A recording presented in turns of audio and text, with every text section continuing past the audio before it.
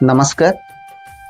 थरे गोटे गध एवं गोटे कुकुर मध्य सर्त लगिला कि जी आगे दौड़ी पहुँचब से राजसिंहासन में बसी राज कर।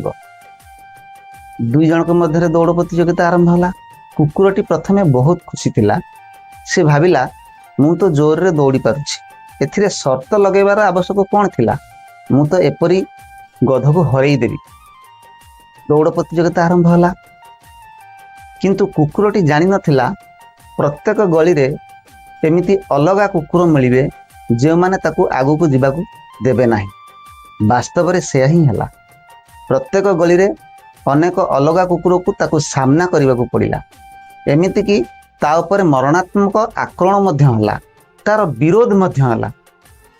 जेने तेन प्रकार कुकुरटी सेठी पहुँचला, देखिला गधटी राजसिंहासन में बसी राज करुथिला। आज्ञा ये कहानीटीर सारांश होउछि आमे जीवन रे जेतेबेले आगु को बढ़िबा को चाहिबा, आमरी समाजर लोक प्रथमे आमर गोड़ भिड़िबा काम करिवे। आमर निजर लोक प्रथमे आमको रोकिबा को चेष्टा करिवे। जय जगन्नाथ।